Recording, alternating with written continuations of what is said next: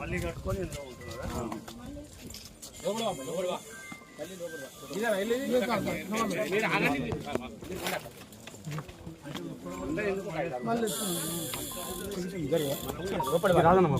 కుటుంబాలు ఇట్లా వేసుకొని ఇక్కడ ఉంటుంది మొత్తం టోటల్ స్కూల్ పోతారా ఇక్కడ స్కూల్ పోతారు హాస్టల్ పర్మనెంట్ సోర్సెస్. ఇది మనం టిఆర్ఎస్ ప్రభుత్వ హయాంలో గుడిసెలు వేసినాం. ఇది కాంగ్రెస్ పాలనలో గుడిసెలు వేసినవి కాదు. అప్పుడు కూడా ఎవరో ఘర్షణ పడ్డారు మనతో. నేనంతా అప్పుడు వచ్చినాను ఇక్కడికి. అప్పుడు ఘర్షణ పడితే వచ్చినాము, నేను నారాయణ గారు. అక్కడ మనం కదా వాళ్ళతో పోరాడడానికి సిద్ధమైన తర్వాత రాజీకి వచ్చి మనం ఘర్షణ పడితే మళ్ళీ ఇబ్బంది వస్తుంది, వాళ్ళు మనం కాంప్రమైజింగ్గా ఈ భూమిని వదలకుండా ఇక్కడ గుడిసెలు వేసుకొని జీవనం కొనసాగిస్తూ ఉన్నాం. వాళ్ళ బాధ్యతగా వాళ్ళు ప్రతి ఒక్కరికి మా ఇందిరమ్మ పేరు పెట్టుకుంటున్నారు. ఇందిరమ్మ ఇల్లు ఇస్తాం అని. అంటే అప్పుడు ఇందిరమ్మ ఇల్లు కాదు, కేసీఆర్ గారి పాలనలో ఎవరికి ఇల్లు అవసరం ఉంటే వాళ్ళు గుడిసెలు వేసుకున్నారు. వాళ్ళు గ్రహించినారు వాస్తవంగా ఈ ప్రజలు అవసరం ఉండే గుడిసెలు వేసుకున్నారని. మాటలు ఎన్ని చెప్పినా చేతల్లో మాత్రం ఎక్కడ ఒక్క గుడిసె కూడా టీఆర్ఎస్ ప్రభుత్వంలో తొలగించడానికి ప్రయత్నం చేశారు. హైదరాబాద్ రావినారాయణ రెడ్డి నగర్ కానీ ఇక్కడ కానీ అక్కడ కానీ ప్రయత్నం చేస్తే వెంటనే మన నాయకత్వం స్పందించి, మన పార్టీ స్పందించిన తర్వాత వాళ్ళు మానుకోవడం అనేది జరిగింది. మరి ఇవాళ నువ్వు ఇందిరమ్మ పేరు పెట్టి మరి ప్రతి ఒక్కరికి ఇందిరమ్మ ఇల్లు ఇస్తామని వాగ్దానం చేసుకుంటూ ఒకవైపు, రెండో వైపు ఆ గుడిసెలను ఎట్లా రెగ్యులరైజ్ చేయాలని ఆలోచించాల్సింది పోయి ఆ గుడిసెలను పీకేసి మరి మీరు ఏ ఆలోచనతో పీకేస్తున్నారో మాకు అర్థం కావట్లేదు. ఇక్కడ చూస్తే మీకు ఏం అవసరానికి వచ్చింది ఈ భూమి, ఎందుకు దీన్ని తొలగించాల్సి వచ్చింది? ఇక్కడ తొలగిస్తే మరి ఎవరు వస్తారు? మళ్ళీ ఎవరో దళారులు వచ్చి కబ్జా పెడితే మీకేం కళ్ళు కనబడవు. అప్పుడు పేదవాళ్ళు గుడిసెలు వేసుకుంటే కనబడతాయి. కానీ వాళ్ళ ఆనాడు కేసీఆర్ గారికి మేమందరం రాష్ట్ర పార్టీ తరఫున మొత్తం హైదరాబాద్లో ఎక్కడెక్కడ ప్రభుత్వ భూములు ఉన్నాయో ఆ భూములలో మీరందరూ కూడా వాళ్ళందరికీ పేదవాళ్ళకి ఇళ్ళు లేని వాళ్ళందరినీ సమగ్ర సర్వే చేయించావు. ఆ సర్వే ప్రకారం మొత్తం రాష్ట్రం అంతా చేయించాడు, ఒక హైదరాబాదే కాదు. మీరు సమగ్ర సర్వే చేయించారు. వాళ్ళందరినీ గుర్తించి వాళ్ళకు కావాల్సిన స్థలం ఎక్కడుందో మేము చూపిస్తాం, మీరు వాళ్ళకు పట్టాలు ఇవ్వాలి అని ఆనాడు ఆయనకు చెప్పినాం. సరే, ఆయన మాటలతోనే కాలం గడిపినాడు. ఒకనాడు కలెక్టర్ల మీటింగ్లోకి నేను చాడా వెంకటరెడ్డి గారు, నేను సహాయ కార్యదర్శిగా, చాడా వెంకటరెడ్డి గారు కార్యదర్శిగా ఉంటే ఆయన కలవడానికి పోతే కలెక్టర్ల మీటింగ్లో పిలిచాడు మమ్మల్ని.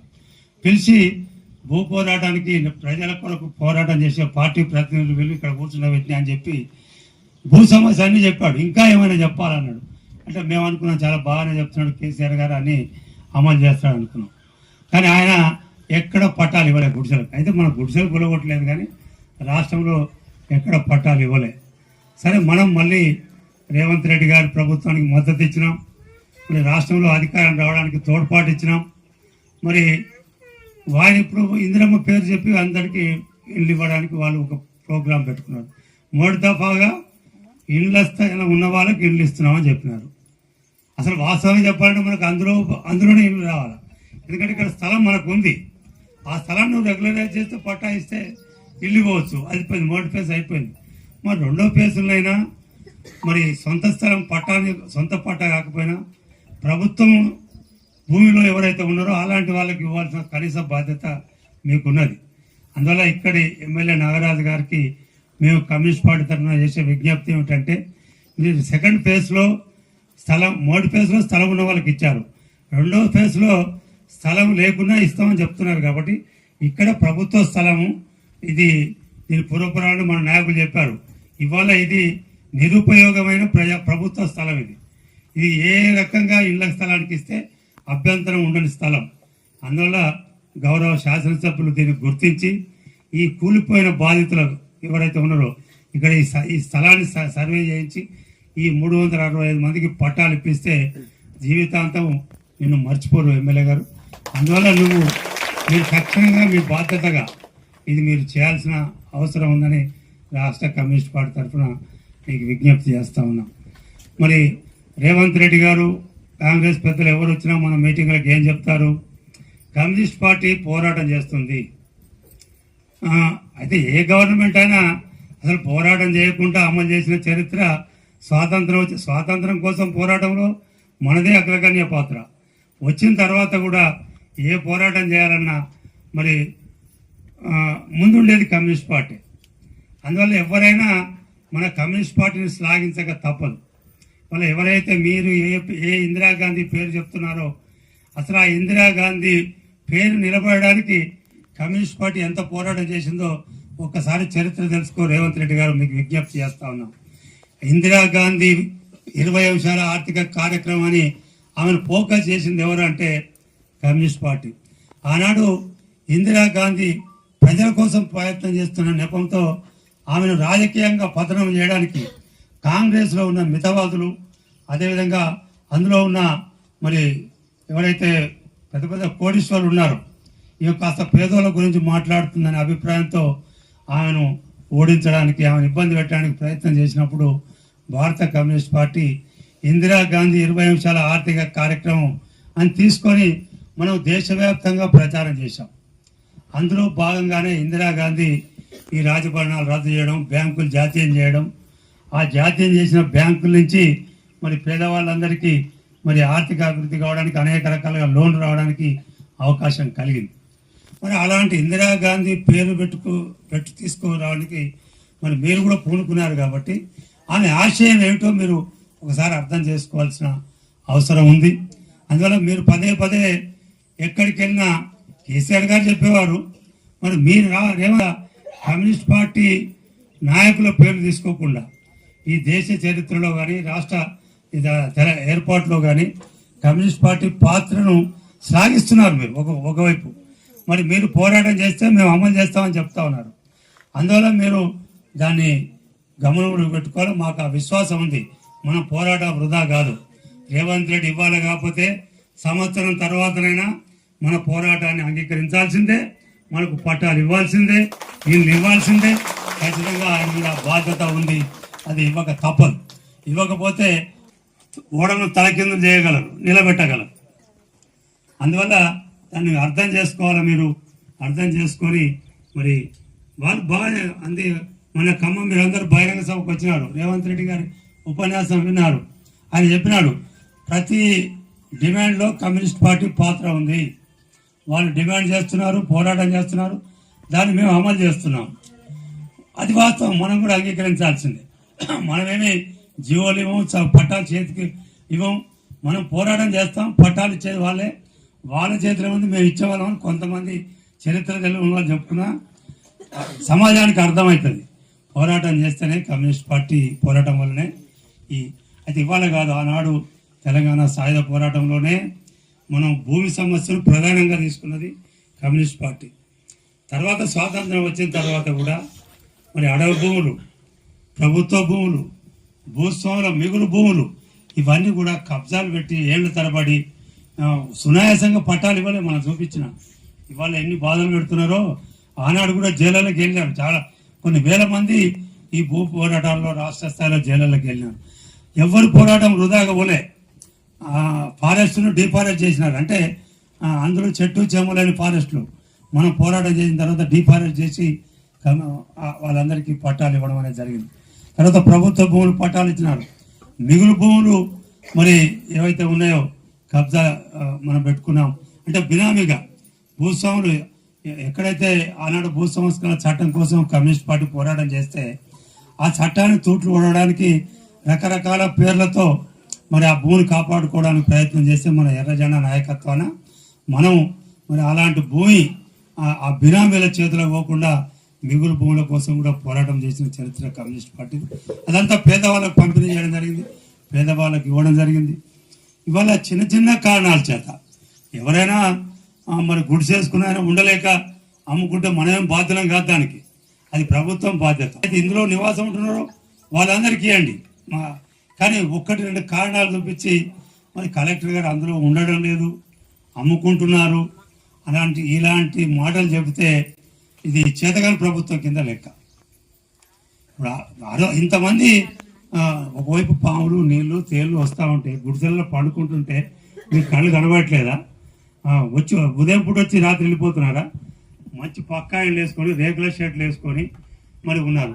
ఇక్కడ కమ్యూనిస్ట్ పార్టీ మరి జాతీయ కార్యదర్శిగా ఉండి అనేక సంవత్సరాల పాటు మరి అనేక భూ పోరాటాలకు నాయకత్వం ఇచ్చిన సురవరం సుధాకర్ రెడ్డి గారి పేరుతో ఒక ఆఫీస్ కూడా మీరే కట్టుకున్నారు. అంటే కనీసం అలాంటి నాయకుని పేరుతో భవనం ఇక్కడ ఉంటే కమ్యూనిస్ట్ పార్టీ నాయకులంతా ఇక్కడికి వస్తారు, వాళ్ళు మాకు అండగా ఉంటారు. అట్లాగే ప్రభుత్వంలో ఒక నాయకుని పేరుతో ఆఫీస్ ఉన్నప్పుడు ఆలోచన ఇస్తుందనే ఒక విశ్వాసంతో మీరు అలాంటి కార్యక్రమంగా ఏర్పాటు చేసుకున్నారు. మరి సుధాకర్ రెడ్డి గారి పేరుతో చాలా చేస్తానని రేవంత్ రెడ్డి గారు వాగ్దానాలు చేసినారు.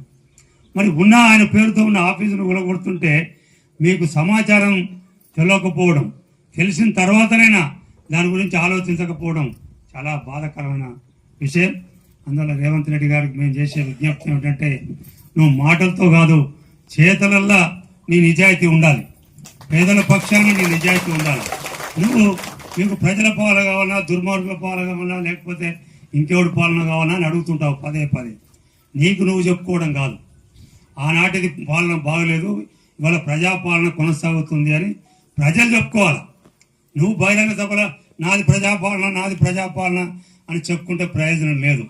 ఒక్కసారి నీ వెనుకకు చూసుకోవాలి. రేవంత్ రెడ్డి గారు మీకు చేసే విజ్ఞప్తి, ఇవాళకి కూడా నీ ప్రభుత్వ హయాంలో కూర్చున్న అధికారులు, మంత్రులు, నీ సెక్రటరియట్లో ఎవరు వచ్చినా మరి రాజశేఖర రెడ్డిని జ్ఞాపకం చేసుకుంటున్నారు. నీ ఇంటెలిజెన్స్ ద్వారా నువ్వు తెలుసుకో. ఇవాళ నిన్ను ఈ గురించి మాట్లాడతలేరు. నీ సెక్రటరియట్లో కూర్చొని నీ గురించి మాట్లాడట్లేదు, రాజశేఖర రెడ్డి గారి గురించి మాట్లాడుకుంటున్నారు. అంటే దాని అర్థం ఏమిటి? ఇవాళకి కూడా ఆయన పేదలకు ఏ మాట ఇచ్చినాడో అమలు చేసిండు కాబట్టే ఆయన గుర్తు చేసుకుంటున్నారు. అదే రకంగా భవిష్యత్తులో నీ పేరు గుర్తు చేసుకునేటట్టుగా నీ వ్యవహార శైలి ఉండాలి. ఆ రకంగా నీ వ్యవహార శైలి లేదు అని మేము గంటపదంగా చెప్పదలుచుకున్నాం. మేము అందరు ఏమనుకుంటారంటే కమ్యూనిస్ట్ పార్టీకి వీళ్ళు స్నేహితులు, వీళ్ళు మిత్రపక్షం, వీళ్ళు చెప్తే అయిపోద్ది వీళ్ళ అని అనుకుంటారు. మేము ప్రజల పక్షం, ఎవరికి మిత్రపక్షం కాదు, శత్రుపక్షం కాదు. మేము ప్రజల పక్షంలో ఉంటాం, ప్రజల తరఫున పోరాటం చేస్తాం. ప్రజలకు ఎవరైతే మరి సానుభూతిగా ఉంటారో, ఎవరైతే సానుకూలంగా వ్యవహరిస్తారో అలాంటి వాళ్ళతో మేము స్నేహం చేస్తాం, వాళ్ళకు మద్దతు ఇస్తాం. అట్లా ఆ రకంగా మనం మిత్రులమైన మద్దతు ఇచ్చినాం, అధికారంలోకి రావడం అనేది జరిగింది. అందువల్ల ఇవాళ మీరు ప్రజలకు ఇచ్చిన వాగ్దానాల్లో ఇవన్నీ ఈ డిమాండ్స్ అన్నీ ఉన్నాయి. ఆ వాగ్దానాలు అమలు చేస్తే మళ్ళీ వాళ్ళ రాజశేఖర రెడ్డి గారి పేరును ఎట్లా గుర్తు చేసుకుంటున్నారో మరో 10 ఏళ్ల తర్వాత నువ్వు ముఖ్యమంత్రిగా ఉన్నా పోయినా ప్రజలు గుర్తు చేసుకునేటట్టుగా నీ కార్యాచరణ ఉండాలి. కానీ ఆ రకమైన కార్యాచరణ కనబడట్లేదు. అన్నిటికంటే ప్రధానమైనది ప్రజాస్వామ్యం. నువ్వు రిప్రజెంటేషన్ తీసుకోవాలి, ప్రజల నుంచి వచ్చిన విన్నపాలు పరిశీలన చేయాలా, దాన్ని అమలు చేయడానికి ప్రయత్నం చేయాలా. అట్లా ప్రజల మనసులతో స్థిరస్థాయిగా ఉండడానికి అవకాశం ఉంటుంది. అయితే నేను అమెరికా పోయేటప్పుడు ముఖ్యమంత్రి గారిని కలిసిపోదామని అనుకున్నాం. సాధ్యం కాకపోతే ఆయన సలహాదారు వేం నరేందర్ రెడ్డి గారిని నేను మన ఎమ్మెల్సీ నెల్లికంటి సత్యం గారు కలవడం జరిగింది. కలిసినప్పుడు మేము స్పష్టంగా చెప్పాం, ఈ కొలగొడతారని కాదు, అనేక సమస్యలు, ప్రజా సమస్యలు ఉన్నాయి. ఇవాళ మీకు మరి మేము మిత్రులం లాగలేము, శత్రువులు లాగలేము, నాదాని దోస్తానిగా ఉండకూడదు. ఒక రాజకీయమైన చర్చ మన రెండు పార్టీల మధ్య జరగాల్సిన అవసరం ఉంది. ఈ ప్రజా సమస్యల ఎడల కమ్యూనిస్ట్ పార్టీతో మీ స్నేహం వైఖరి ఎట్లా ఉండాలనేది నిర్ణయించుకొని ముందుకు పోవాలి.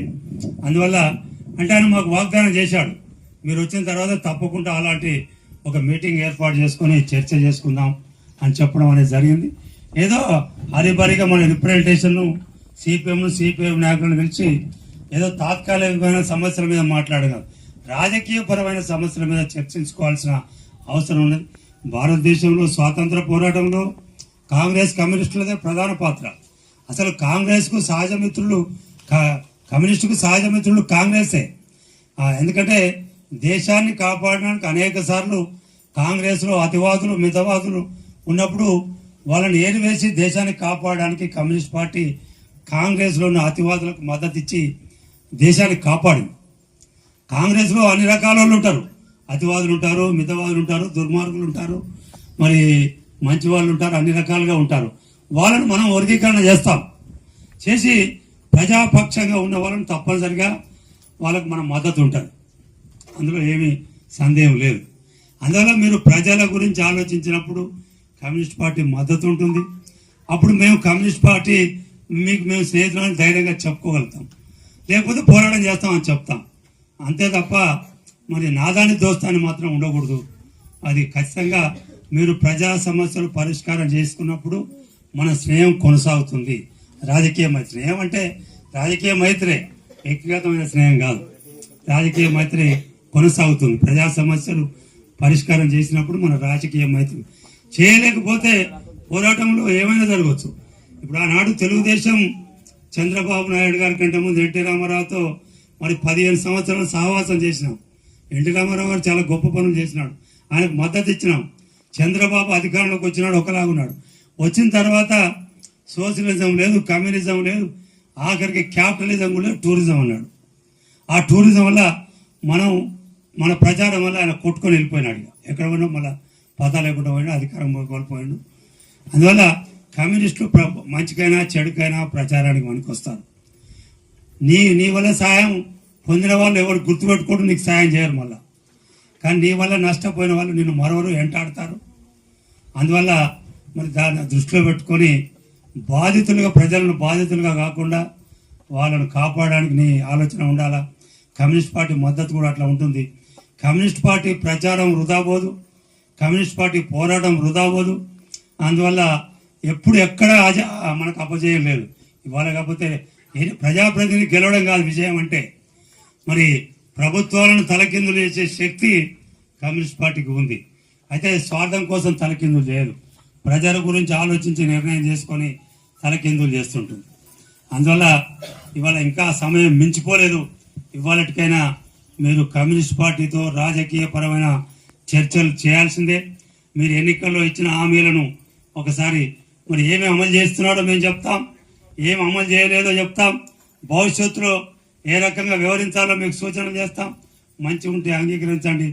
దాన్ని ఆలోచన చేయాల్సిన బాధ్యత ముఖ్యమంత్రి రేవంత్ రెడ్డి గారి మీద ప్రత్యేకంగా ఉన్నది. అందువల్ల ఈ జిల్లాలో చాలామంది ఎమ్మెల్యేలు సానుభూతిగా మాట్లాడుతూ ఉన్నారు. మన నాయకులు కలిసినప్పుడు చాలా సంతోషం. మీకు అందరికీ కూడా ధన్యవాదాలు. కనీసం మాట వరుసకైనా సానుభూతి ప్రకటించినందుకు ధన్యవాదాలు. కానీ మాటల్లో కాదు, చేతల్లో కూడా మీరు చూపించాలని మేము విజ్ఞప్తి చేస్తా ఉన్నాం. ఇవాళ చాలా నాకు ఆశ్చర్యంగా అనిపిస్తూ ఉంది. మా నాయకులు నేను అమెరికాలో ఉండి ఫోన్ చేస్తే అందరూ కలెక్టర్కి ఫోన్ చేస్తే కలెక్టర్ గారు వాళ్ళకి జవాబు చెప్తుంది. వాళ్ళ ఆదేశాలను అమలు చేయడం కలెక్టర్ గారు మాటను మరి ప్రజాప్రతినిధులు అమలు చేస్తారని నాకు అర్థం కాలేదు. గవర్నమెంట్లో మంత్రులు వాళ్ళు అమలు చేస్తారా, వాళ్ళ మాటను కలెక్టర్ అమలు చేస్తారా? ఒక అర్థం కాని వ్యవస్థలో ఇవాళ మనం ఉన్నామని అనిపిస్తూ ఉంది. కలెక్టర్ని అడిగి వాళ్ళు ఏం మాట్లాడకుండా ముందు ఇప్పుడు వేసే గుడిసెలు ఏనేకండి, ఉన్న గుడిసెలను తొలగించడానికి వీలు లేదని ఆర్డర్ ఇచ్చే ధైర్యం దమ్ము ఈ ప్రభుత్వానికి లేదని మేము అడుగుతా ఉన్నాం. కలెక్టర్ రిక్వెస్ట్ చేయాలా? మీరు వేమనరేంద్ర రెడ్డి కలెక్టర్ని రిక్వెస్ట్ చేస్తాడు, రెవెన్యూ మంత్రి అడుగుతుంటాడు. మా ముందర మీరు అడుగు కాదు, మీరు ఆదేశాలు ఇవ్వాలి మా ముందర కలెక్టర్ గారికి. మన ప్రభుత్వంలో వేసిన గుడిసెలు కావు, గతంలో వేసిన వాటి జోలికి పోవడానికి వీల్లేదు. నిజంగా మీకు నిజాయితీ ఉంటే, మీరు ప్రజల గురించి ఆలోచించుంటే అలాంటి ఆదేశాలు ఇవ్వాలి తప్ప ఏదో మేము పోయి రిక్వెస్ట్ చేసినట్టు కలెక్టర్ను మీరు కలెక్టర్ను రిక్వెస్ట్ చేయడం అంటే ఒక అసమర్థులుగా మీకు ముద్ర వేయాల్సి వస్తుంది. నేను ఇప్పుడు అనడం లేదు, లేదా అమలు జరగకపోతే ఆ మాటే చెప్తాం. మీరు అసమర్థులు, గద్దె దిగిపోండి అని చెప్తాం. అసలు మీరు మాటగా ఆదేశించాలి తప్ప ఆమెను సంజాయిషి అడగడం ఏంటి, ఆమెను సమాచారం అడగడం ఏంటి?